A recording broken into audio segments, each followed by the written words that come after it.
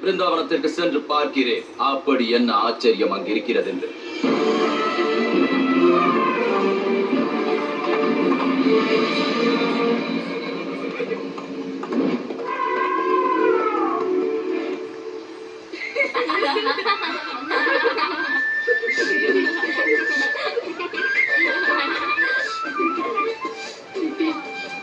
இதோ பாருங்கள், நான் தங்களிடம் கூறியவை அனைத்தும் உண்மைதான்.